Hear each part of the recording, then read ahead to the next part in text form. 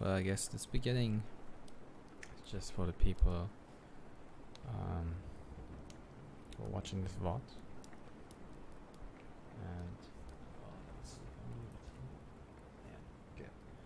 And yeah, I also see that this follow a goal thing isn't really changing. I don't know why. Let me change this before I start to read the book. Alright,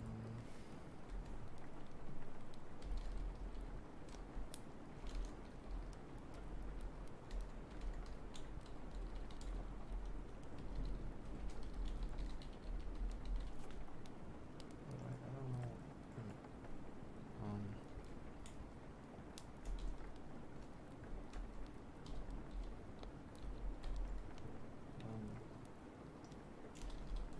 I think I don't know how American.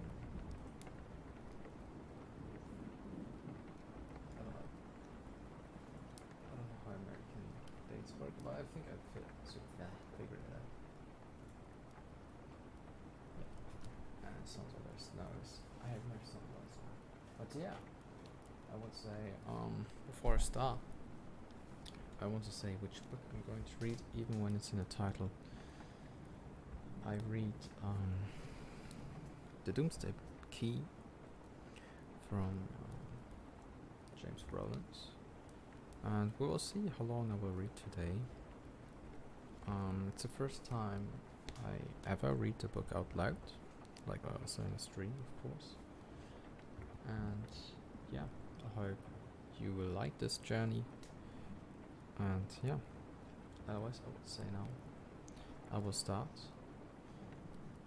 And let me play the music.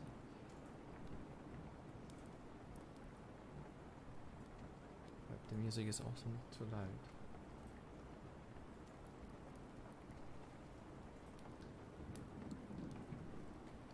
Enjoy and have fun.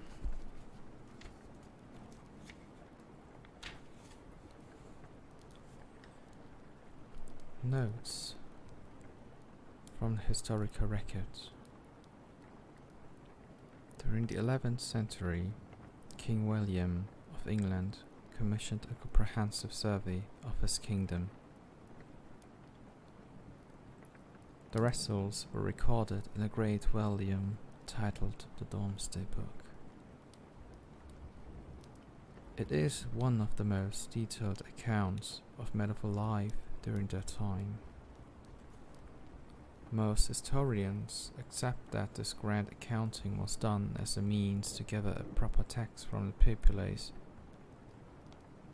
though this is not certain. Many mysteries still surround the survey, like why it was ordered so swiftly and why some towns were unexpectedly marked with a single word in Latin meaning wasted. Furthermore, the strangeness of the census and its exacting detail earned the term a disturbing nickname by the people of its time. It became known as the Doomsday Book. During the 12th century, an Irish Catholic priest named Mel Maddock, who would eventually be named Saint Malachy, had a vision while on a pilgrimage to Rome. In that ecstatic trance, he was given knowledge of all the popes who would come until the end of the world. This grand accounting, a cryptic description of 112 popes, was recorded and safeguarded in the Vatican archives, but the book vanished, only to resurface again during the 16th century. Some historians believe that this recovered book was most likely a forgery. Either way, over the intervening centuries, the description of each pope in that book have proved to be oddly accurate, up to and including the current head of the Catholic Church, Pope Benedict XVI. In Saint Malachi's prophecy, the current Pope is listed as the Gloria Olivae, the glory of the olives, and a Benedictine order from which the Pope took his name does indeed bear the olive branch as it took his name, took the symbol. But most disturbing of all, Pope Benedict XVI is the 111th Pope. And according to this oddly accurate prophecy, the world ends with the very next one.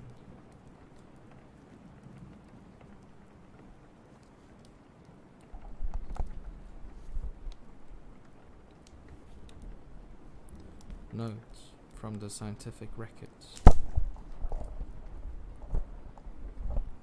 During the years 2006 to 2008, 1/3 of all honeybees in the United States and much of Europe and Canada vanished. Thriving hives were suddenly found empty, as if the bees simply flew away and never returned. The condition earned the name colony collapse disorder. This massive and mysterious loss generated sensational headlines and fears. So what truly happened to these bees? Within the pages of this novel lies an answer. Most frightening of all, it's true. Das passt mit Stimme, okay. Nice. Bin noch ein bisschen nervös. Da wird ein paar, ja, wie nennt man das? Cringe-mäßige Sachen dabei sein oder sonst was. Aber das weißt du ja. Okay, die Quotes können wir überspringen. Spring 1086, England. The ravens were the first sign. As the horse-drawn wagon travelled down the rutted track between rolling fields of barley, a flock of ravens rose up in a black vash. They hurled themselves into the blue of the morning and swept high in a panicked rout. But this was more than the usual startlet flight. The ravens wheeled and swooped, tumbled and flapped.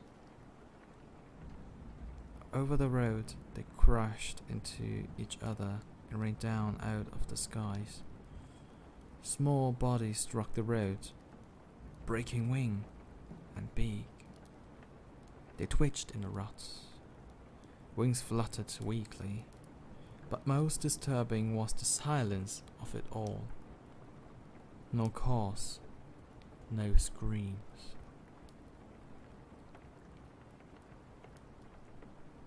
Just a frantic beat of wing, then a soft impact of the feathered bodies on the hard dirt and broken stone.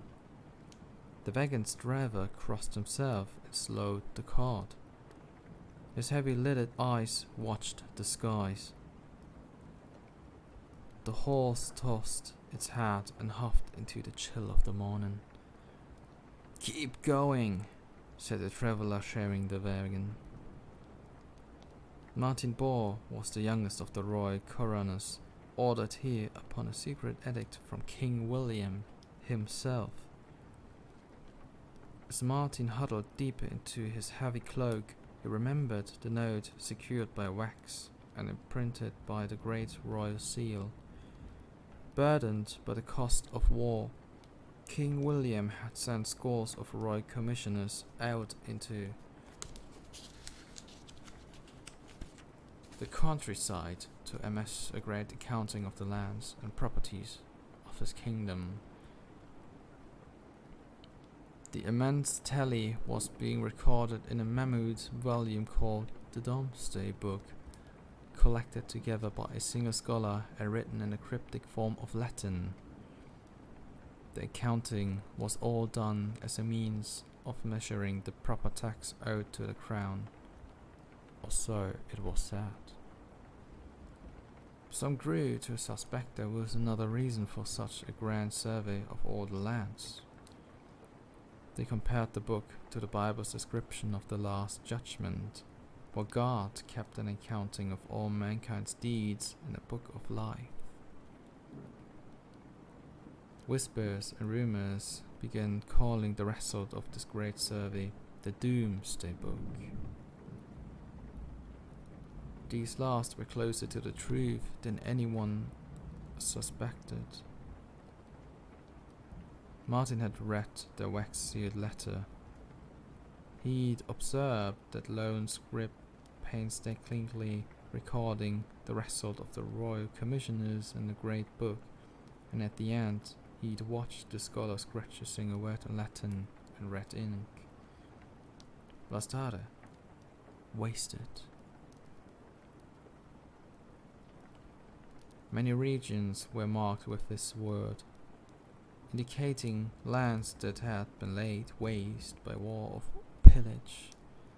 But 2 entries had been inscribed entirely in crimson ink. One described the desolate island that lay between the coast of Ireland and English shore. Martin approached the other place now, ordered he to investigate at the behest of the king. He had been sworn to secrecy and given 3 men to assist him. They trailed behind the wagon on their own horse. At Martin's side, the driver twitched the reins and encouraged the draft horse, a monstrously huge chestnut, to force the club. As they continued forward, the wheels of the wagon drove over the twitching bodies of the ravens, crushing bones and splattering blood. Finally, the car topped a rise and revealed the breadth of the rich valley beyond. A small village lay nested below, flanked by a stone manor house at one end and a steepled church on the other. A score of thatched cottages and longhouses made up the rest of the hamlet, along with a smattering of wooden sheepfolds and small dovecotes. "'Tis is a cursed place, my lord," the driver said. "Mark my words, it were no perks that has blessed this place. This is what we've come to discern." A league behind them, the steep road has been closed off by the king's army. None were allowed forward, but that did not stop rumors of the strange death from spreading to the neighboring villages and farmsteads. "Cursed!" the man mumbled again, as he sat his cart down the road towards the village. I heard tell that these lands once belonged to the heathen Celts, said to be sacred to their pagan ways. The stones can still be found in the forest off in the highlands up yonder." His withered arm pointed towards the woods, fringing the high hills that climbed heavenward. Mist clung to the forest, turning the green wood into murky shades of grey and black. "They've cursed this place, I tell ye straight, bringing doom upon those who bear the cross." Martin Ball dismissed such superstitions. At 32 years of age, he had studied with master scholars from Rome to Britannia. He had come with experts to discover the truth here. Shifting around, Martin waved the other ahead toward the small hamlet, and the trio set off a canter. Each knew his duty. Martin followed more slowly, studying and assessing all he passed. Isolated in the small upland valley, the village went by the name Highglen and was known locally for its pottery, forged from mud and clay gathered out of the hot springs that contributed to the mist cloaking the higher ferries. It was said that the town method of cannelling and the compression of the potter's clay were tightly guarded secrets known only to the guild here. And now they were lost forever. The wagon trundled down the road, passing more fields. Rye, oats, beans, and rows of vegetables. Some of the fields showed signs of recent harvesting, while others showed evidence of being set to torch.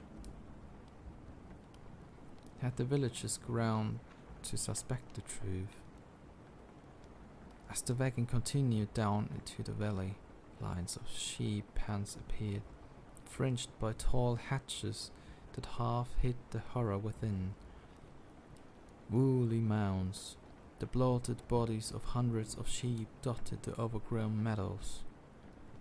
Closer to the village, pigs and goats also appeared, sprawled and sunken-eyed, dead where they dropped. Off in the field, a large boned ox had collapsed, still tethered to its plough. As the wagon reached the village green, the town remained silent. No bark of dog greeted them, no crow of rooster, no bray of donkey. The church bell didn't ring, and no one called out to the strangers entering the village. A heavy silence pressed down over the place. As they would discover, most of the dead still lay within their houses, too weak at the end to venture out. But one body sprawled face down on the green, not far from the manor house's down steps. He lay like he might have just fallen, perhaps tripped down the steps and broken his neck. But even from the height of the wagon, Martin noted the gaunt stretch of skin over bone, the hollow eyes sunken into the skull, the thinness of limbs. It was the same wasting as in the beast of the field. It was as if the entire village had been under siege and had been starved out. The clatter of hooves approached. Reginald pulled beside the wagon. "Grenadiers are all full," he said, dusting off his palms on his pants. The tall, squared man had overseen campaigns by King William in the north of France. "Found the rats and mice in the bins too." Martin glanced over to him. "As dead as everything else, just like that cursed island. But now the wasting has reached our shores," Martin muttered. "Entered our lands." It was the reason they would all be sent here, why the village road was under guard, and why their group had been sworn to secrecy with binding oaths. "Gerard found you a good boy," Reginald said. "Fresher than most. A boy. He said, 'I'm up in the smithy.'" His heavy arm pointed to a wooden barn with a staked stone chimney. Martin nodded and climbed out of the wagon. He had to know for sure that there was only one way to find out. As Roy Coroner, this was his duty to discern the truth from the dead. Though at the moment he would leave the bloodiest work to the French butcher. Martin crossed to the smithy's open door. Gerard stood inside, hunched before the cold forge. The Frenchman had labored in King William's army, where he would been sawed off limbs and done his best to keep the soldiers alive. Gerard had cleared a table in the center of the smithy, and already had the boy stripped and tied to the table. Martin stared at the pale, emaciated figure. His own son was about the same age, but the manner of this death had aged the poor lad here, made him seem wizened well beyond his 8 or 9 years. As Gerard prepared his knives, Martin examined the boy more closely. He pinched the skin and noted the lack of fat beneath. He examined the cracked lips, the flaky patches of hair loss, the swollen ankles and feet, but mostly he ran his hands over the protuberant bones, as if trying to read a map with his fingers. Ribs, jaw, eye socket, pelvis. What had happened? Martin knew any real answers lay much deeper. Gerard crossed to the table with a long silver blade in his hands. Shall we get to work, monsieur? Martin nodded. A quarter hour later, the boy's corpse lay on the board like a gutted pig. The skin, splayed from groin to gullet, had been pulled and tacked to the wooden table. Intestines lay nestled and curled tight in the blooded cavity, blotted and pink. From under the ribs, a brownish yellow liver swallowed outward, too large for one so small, for one so wasted to bone and gristle. Gerard reached into the belly of the boy. His hands vanished into the gilded depths. On the far side, Martin touched his forehead and mouthed a silent prayer of forgiveness for this trespass. But it was too late for absolution from the boy. All the lad's body could do was confirm their worst fears. Gerard hauled forth the boy's stomach, rubbery and white, from which hung a swollen purple spleen. With a few slices of his knife, the Frenchman freed the section of gut and dropped it on the table. Another whispery slip of blade, and the stomach was laid upon. A rich green mix of undigested breads and grains spilled over the board, like some full horn of plenty. A fetid smell rolled out, ripe and potent.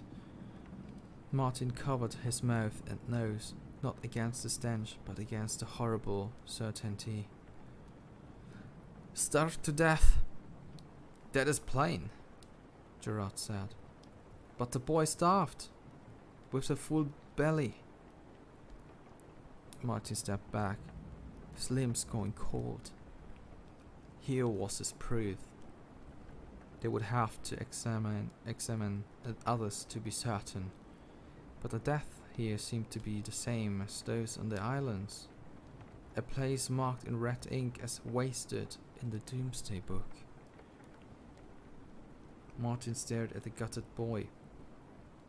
Here was the secret reasons the survey had been undertaken to begin with. To search for this blight on their homeland, to stamp it out before it spread. The deaths were the same as on that lonely island. The deceased appeared to eat, and yet they still starved to death, finding no nourishment, only a continual wasting. Needing air, Martin turned from the table and stepped out of shadows and into sunshine.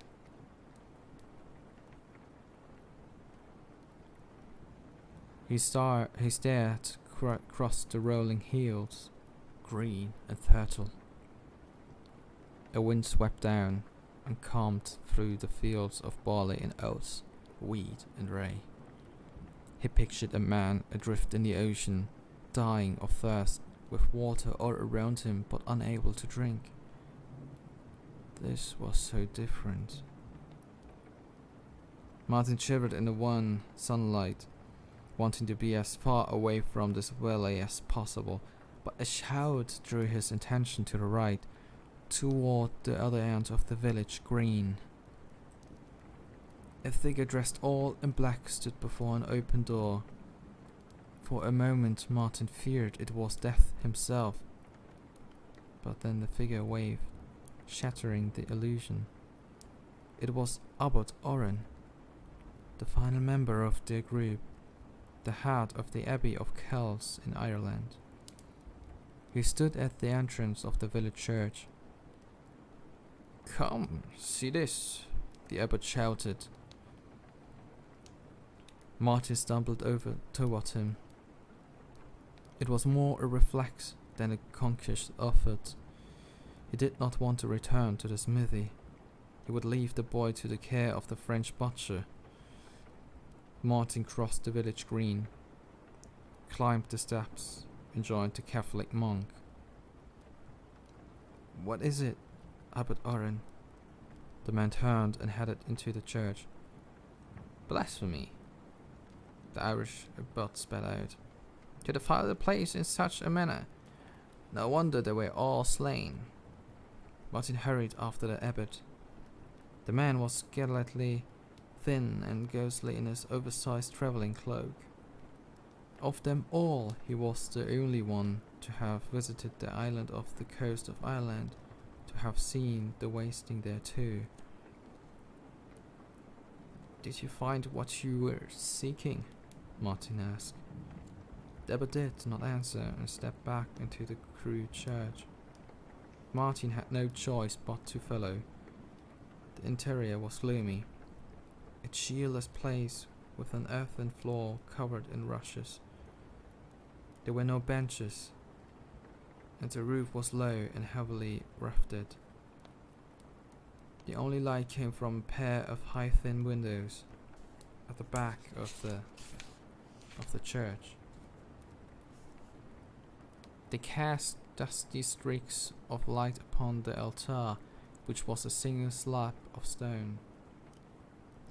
An altar cloth must have once covered the raw stone, but it had been torn away and cast to the floor, most likely by the abbot in his search. Abbot Oren crossed to the altar and pointed to the bare stone with a trembling arm. His shoulders shook with his anger. "Blasphemy," he repeated. "To carve these heaven symbols upon our Lord's house." Martin closed the distance and leaned closer to the altar. The stone had been inscribed with sunburst and spirals, with circles and strange knotted shapes, all clearly pagan. Why would these pious people commit such sin? "I don't think it was the villagers of Highglen," Martin said. He ran his hand over the altar. Under his fingertips, he sensed the age of the markings, the worn nature of the inscribed shapes. These were clearly old. Martin remembered his driver's assertion that this place was cursed, that it was hallowed ground to the ancient Celtic people, and that the giant stones could be found hidden in the misty highland forest. Martin straightened. One of these stones must have been hauled to Highglen and used to form the altar of the village church. "If it's not the people here who did it, then how do you explain this?" the abbot asked. He moved to the wall behind the altar and waved an arm to encompass the large marking there. It had been painted recently, and from the brownish red color, possibly with blood. It depicted a circle with a cross cutting through it. Martin had seen such markings on burial stones in ancient ruins. It was a sacred symbol of the Celtic priesthood. A pagan cross, Martin said. We found the same one on the island marked on all the doors. But what does it mean? The abbot fingered the silver cross at his own neck. It is as the king feared. The snakes who plagued Ireland, who were driven off our island by St. Patrick, have come to these shores. Martin knew the abbot was not referring to true serpents of the field, but to the pagan priests who carried staffs curled like snakes, to the druid leaders of the ancient Celtic people. Saint Patrick had converted or driven off the pagans from Ireland's shores. But that had been 6 centuries ago. Martin turned to stare out of the church toward the dead village. Gerard's words echoed in his head. The boy starved with a full belly. None of it made any sense. The abbot mumbled behind him. It must all be burnt, the soil salted with salt. Martin nodded, but a worry grew in his breast. Could any flame truly destroy what was wrought here? He did not know for sure, but he was certain about one thing. This was not over. Alright, we have our first stop here. Do you like it so far? Wait. Oh gosh, I hope the microphone isn't falling down. So we will have a small pause here because I need to drink something. Is it cringe? I can tell.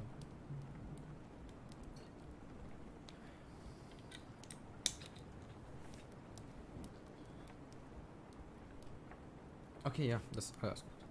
Ja, manchmal. Okay.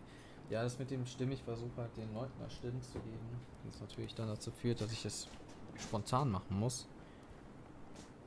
Und dann denke ich mir halt, okay, so ein Priester hört sich wahrscheinlich alt an und dann weiß ich nicht. Ja, weiß ich nicht, wie sich so ein Alter anhört. Aber ja. Es ist jetzt hier so unbequem. Ich muss mal gucken, dass ich irgendwie das länger machen kann. Aber die Musik passt. Ich habe noch einmal mitbekommen, dass die Musik einmal nicht so geil angehört hat. Aber ja. Okay, alles klar. Ja, danke. Ja, ich finde Feedback ist ja extrem wichtig, damit ich ja weiß, okay, ist das gerade gut oder nicht. Aber ich mag den Regen. Das Lustige ist, ich höre den Regen tatsächlich gar nicht. Aus irgendeinem Grund.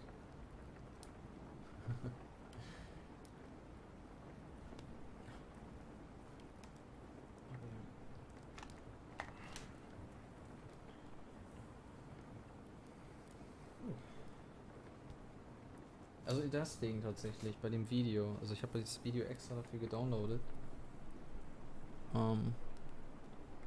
Das müsste in dem Video dabei sein. Ist es am Ruckeln? Weil es sieht so aus, als wäre es teilweise am Ruckeln hier bei diesem Dashboard, wo ich gerade bin.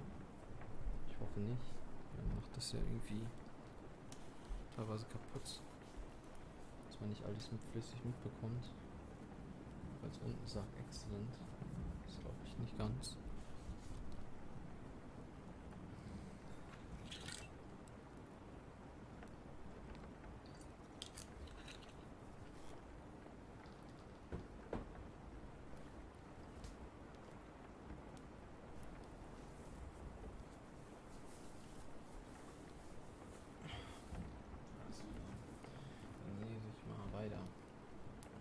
Let's continue.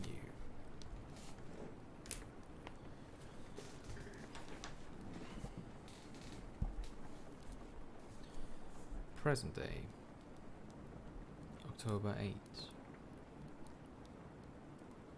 11:55 p.m. Vatican City. Father Marco Giovanni hid in a dark forest of stone. The massive marble pillars held up to the roof of St. Peter's Basilica, unsanctioned of the floor into the chapel's vaults and niches. Works of the masters filled the hallowed space. Michelangelo's Pieta, Bernini's Baldacchino, the bronze statue of St. Peter enthroned. Marco knew he wasn't alone in the stone forest. There was a hunter with him, laying in wait, most likely near the rear of the church. 3 hours ago, he had received word from a fellow archaeologist who also served the church, his former mentor at the Gregorian University in Rome. He would been told to meet him here at midnight. However, it had proved to be a trap. With his back against the pillar, Marco held his right hand clamped under his left arm, stanched the bleeding along his left side. He had been cut down to the ribs. Hot liquid flowed over his finger. His left hand clutched the proof he needed, an ancient leather satchel no larger than a coin purse. He held tight to it. As he shifted to peer down the nave, more blood flowed. Splattered to the marble floor. He could wait no longer, or he would grow too weak. Saying a silent prayer, he pushed off the pillar and fled down the dark nave towards the papal altar. Each pounding step was a fresh step in his side, but he hadn't been cut with any knife. The arrow had embedded itself in the neighboring pew after slicing open his side. The weapon had been short, stubby, black. A steel crossbow bolt from his hiding place. Marco had studied it. A small red diode had glowed at his base like some fiery eye in the dark. Not knowing what else to do, Marco simply fled, staying low. He knew he would most likely die, but the secret he held was more important than his own life. He had to survive long enough to reach the far exit, find one of the patrolling Swiss guards, and get word to the Holy See. Ignoring his pain and terror, he ran. The papal altar lay directly ahead. The bronze canopy over it, designed by Bernini, rested on twisted columns. Marco flanked to the left of it, aiming for the transept on that side. He spotted a massive monument to Alexander VII and the doorway sheltered beneath it. It was the exit out onto Piazza Santa Marta. If only. A punch to his belly ended any hope. He fell back a step and glanced down. No fist had struck him. A steel shaft tipped by plastic feathers stuck out of his shirt. Pain came a breath later, shattering outward. Like the first arrow, this crossbow bolt also glowed with a fiery eye. The diode rested atop a square chamber at the base of the shaft. Marco stumbled backward. A shift of shadow near the door revealed a figure dressed in the motley clothing of a Swiss guard, surely a disguise. The assassin lowered his crossbow and stepped out from the sheltered doorway where he would lean and wait. Marco retreated to the altar and made ready to flee back down to the nave. But he spotted another man, garbed in a Swiss uniform. The man bent near a pew and yanked the embedded bolt from the wood. With terror and overwhelming the pain in his belly, Marco turned toward the right transept, but again he was thwarted. A third figure stepped from the shadows of a confessional box lifting another crossbow. He was trapped. The basilica was shaped like a crucifix, and 3 of its legs were now blocked by assassins. They left only one direction to flee, towards the apes, the heads of the cross. But it was a dead end. Still, Marco hurried into the apse. Ahead rose the altar of the chair of Peter, a massive gilt monument of saints and angels that housed the wooden seat of Saint Peter. Above it, an oval alabaster window revealed the Holy Spirit in the shape of a dove. But the window was dark and offered no hope.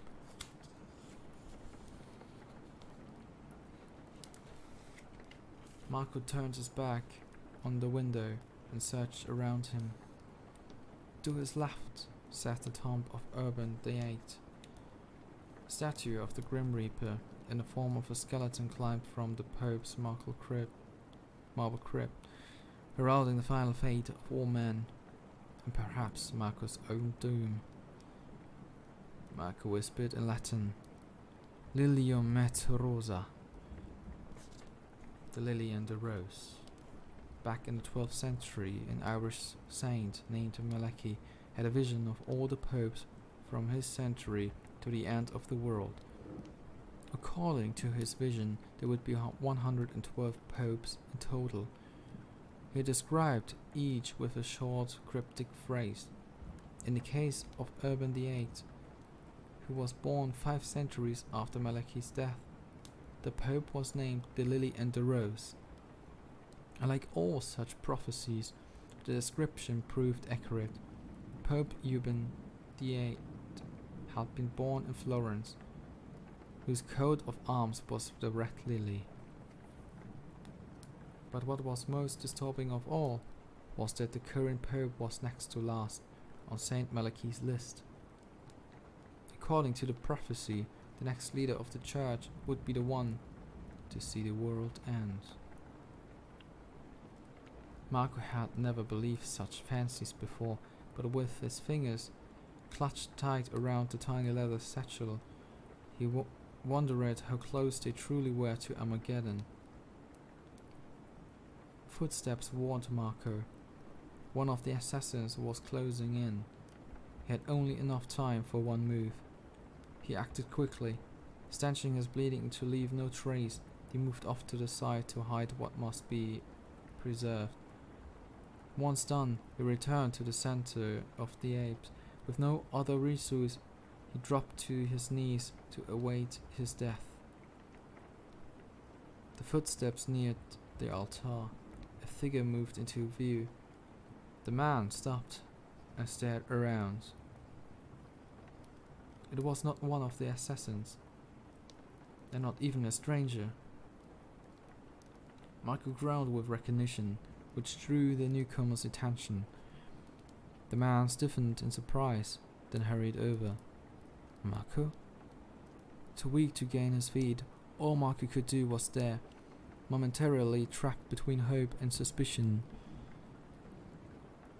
But as the man rushed toward him, his bearing was plainly full of the concern. He was Marco's former teacher, the man who had set up this nightmare rendezvous. Monsignor Verogna, Marco gasped, setting aside any suspicion, knowing in his heart that this man would never betray him. Marco lifted an arm, raised an empty hand. His other hand clutched the ferret end of the crossbow bolt still embedded in his belly. A single flicker of his light drew Marco's attention downward. He watched the red diode on the crossbow bolt suddenly blink to green. No. The explosion blew Marco across the marble floor. He left a trail of blood, smoke, and a smear of entrails. His belly was left a gutted ruin as he fell to his side at the foot of the altar. His eyes rolled and settled on the towering gilt monument above him. A name rose hazily to his mind. Petrus Romanus, Peter the Roman. That was the final name on Saint Malachi's prophetic list. The man who would follow the current Holy Father and became the last Pope on earth. With Marcus' failure this night, such a doom could not be stopped. Marcus' vision darkened. His ears grew deaf. He had no strength left to speak.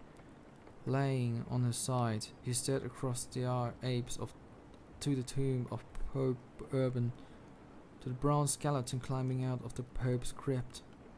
From its bony finger, Marco had hung the tiny satchel that he would protect for so long. He pictured the ancient mark burned into his leather.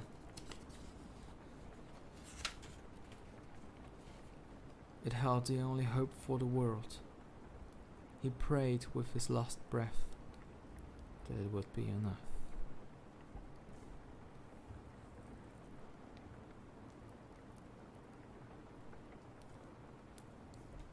First, the spiral and the cross.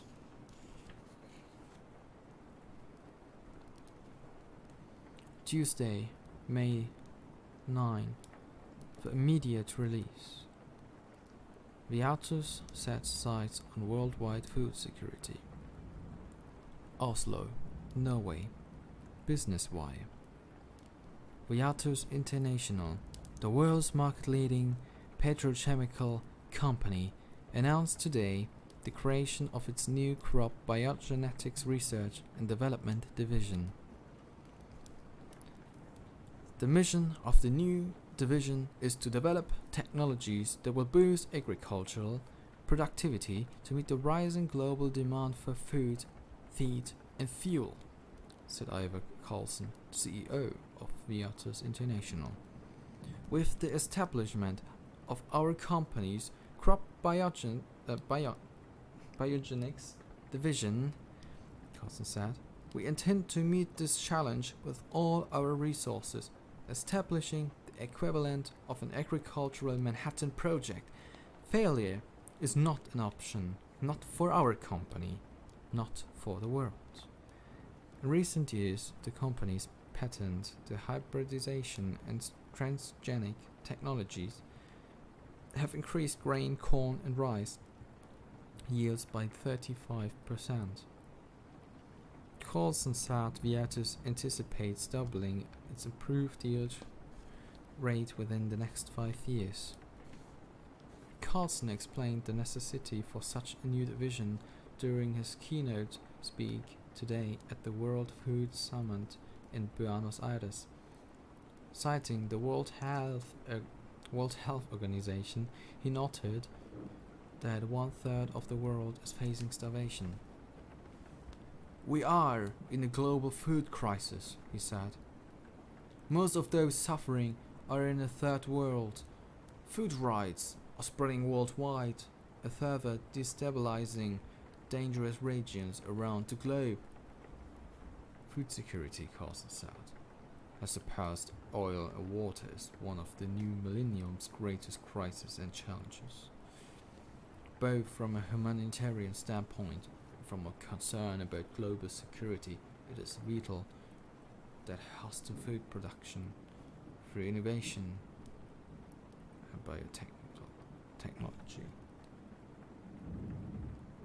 Leading the way in agricultural innovation, Viatus International is a Fortune 100 company based in Oslo, Norway.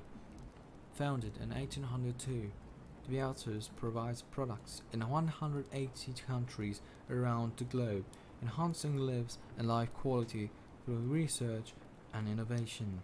It is publicly traded on the NYSE under the symbol 7. The name Viatus is based on the Latin via, the way, and vita, life.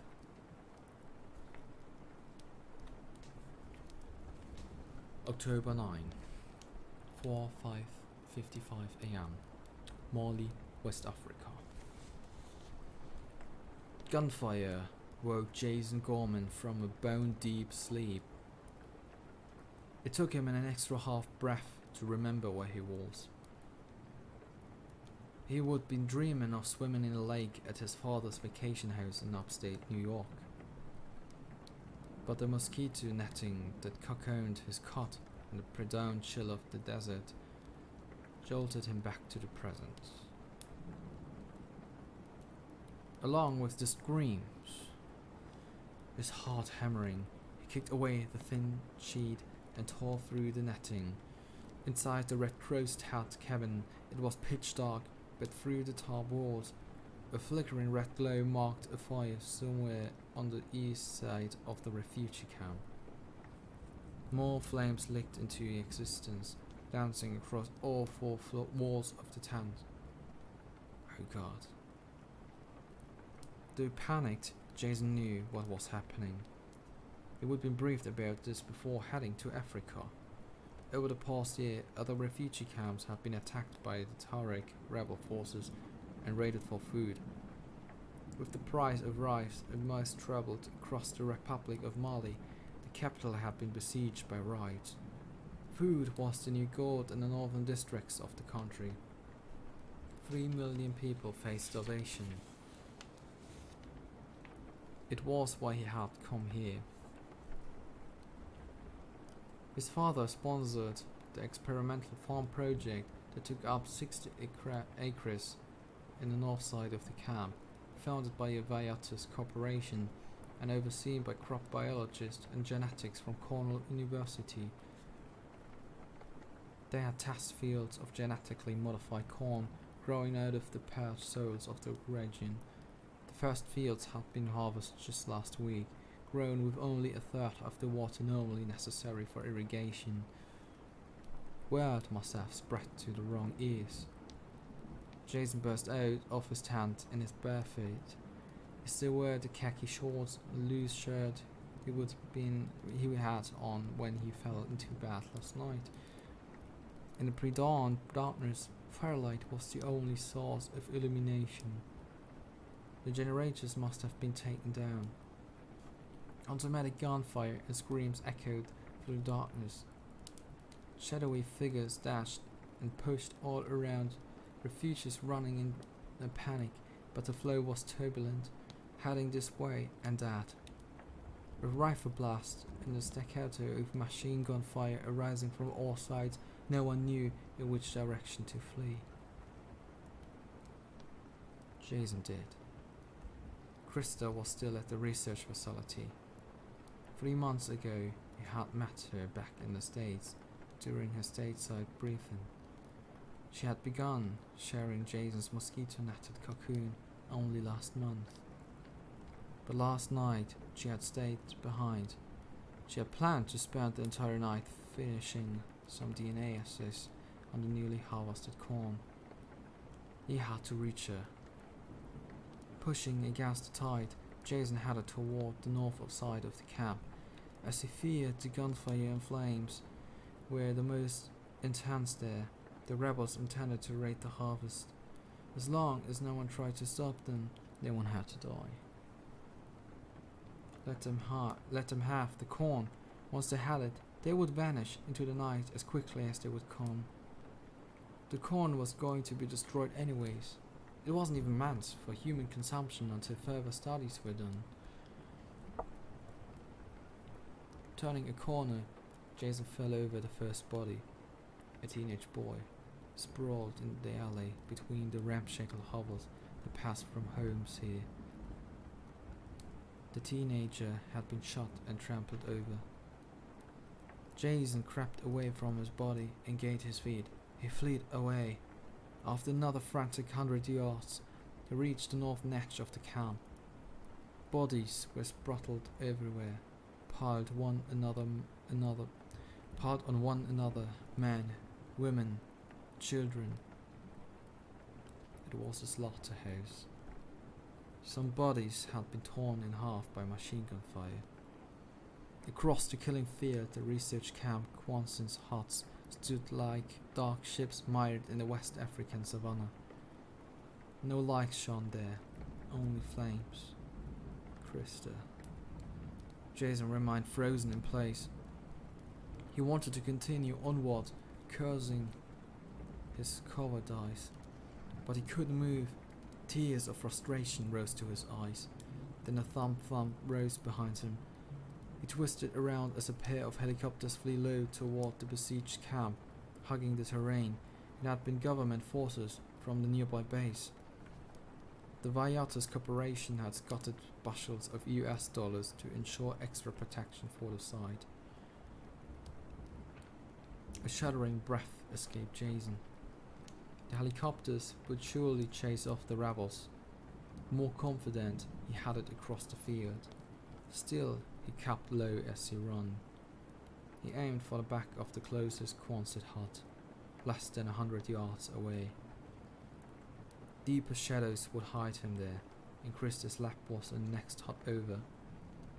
He prayed she would keep herself hidden inside there. As he reached the Quonset's rear wall, bright light flared behind him. A brilliant searchlight spread out of the lead helicopter and swept across the refugee camp below. Jason let out a rattling sigh. That should scare off the rebels. Then from both sides of the helicopter, the chatter of machine gun fire blasted out and ripped into the camp. Jason's blood iced. This was no surgical strike against invading rebel forces. This was a wholesale slaughter of the camp. The second helicopter swung to the other side, circling outward along the periphery of the camp. From its rear hatch, barrels rolled out and exploded on impact, casting up gouts of flames into the sky. Screams erupted even louder. Jason spotted one man fleeing off into the desert, naked, but with his skin still on fire. The firebombing spread towards Jason's position. He turned and ran past the Quonset hut. The fields and granaries spread ahead of him, but no safety would be found there. Dark figures moved on the far side of the corn rows. Jason would have to risk a final dash across the open to reach Krista's research lab. The windows were dark and the only door faced the open field. He paused to steady himself. One fast dash and he could be inside the hut. But before he could move, new jets of flame burst forth on the far side of the fields. A line of men bearing flamethrowers set off down the rows of corn, burning the fields that had yet to be harvested. What the hell's happening? Off to the right, the single granary tower exploded in a fiery whirlwind that spiraled high into the air. Shocked, but using the distraction, Jason dashed to the Quonset hut's open door and dove through it. In the glow of the fires, the room looked unmolested, almost tidy. The back half of the hut was full of manner of scientific equipment used in genetic and biological research: microscope, centrifuges, incubators, thermocyclers, Gill electrophoresis units. To the right were cubicles with wireless laptops, satellite uplink equipment, even battery backup units. A single laptop, still powered by the batteries, glowed with a screensaver. It rested in Krista's cubicle, but there was no sign of his girlfriend. Jason hurried to the cubicle and brushed his thumb over the touchpad. The screensaver vanished, replaced with a view of an open email account. Again, it was Krista's. Jason stared around the hut. Krista must have fled, but where? Jason quickly accessed his own email account and toggled the address for his father's office on Capitol Hill.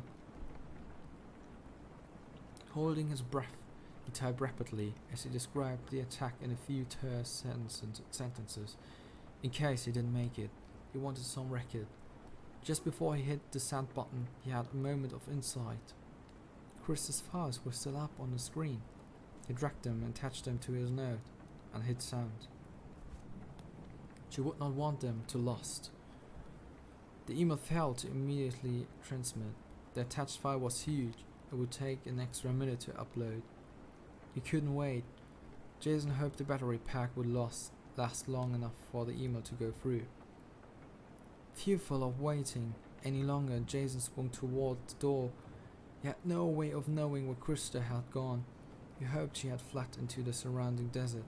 That was what he was going to do. Out there were mazes of gullies and dry washes.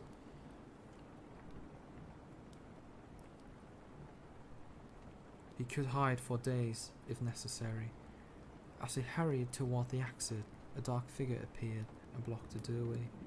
Jason fell back with a gasp. The figure stepped into the hut and whispered in surprise, "Jace?" Relief flashed through him. "Krista." He hurried to her, his arms wide to take her in. They could still both escape. "Oh, Jason! Thank God!" His relief matched hers until she lifted a pistol and fired 3 times into his chest. The shots felt like punches, knocking him backwards to the floor. Fiery pain followed, turning the night even darker. Distantly he heard gunfire, explosions, and more screams. Krista leaned over him. Its head was empty. "We thought you would escape." He cocked, unable to answer, as blood filled his mouth.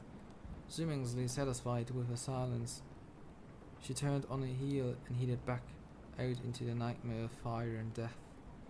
She stopped, momentarily silhouetted against the flaming fields, then vanishing into the night. Jason struggled to comprehend. Why? As darkness folded over him, he would have no answer to his question. But he alone heard one last thing. The laptop in a neighboring cubicle chimed. His message had been sent.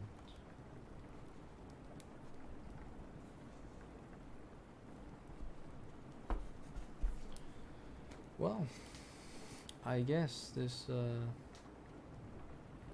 will be enough for today. Yeah, Jesus Christ, my throat is hurting a lot. Let me put back the microphone so it's, yeah, it's Jesus. Okay, I can also drop the microphone, I'm really sorry. Alright, let me put my ear plugs in and stop the music.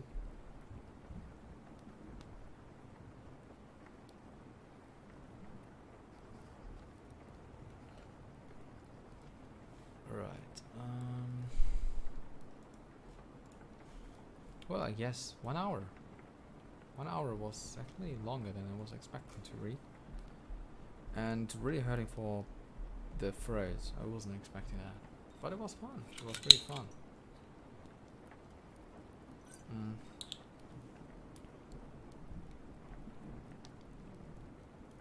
Okay, what's going on here?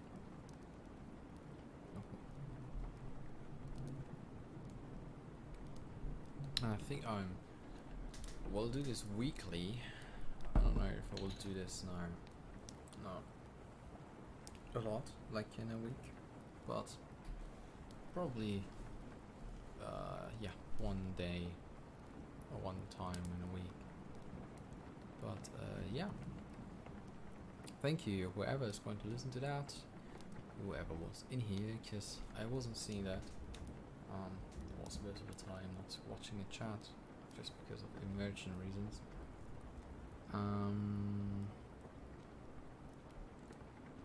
But yeah, I will end the stream now. I hope you all have a great evening, and yeah, see you soon when I should be back streaming. Bye bye everybody, have a great night, evening, morning, wherever you are.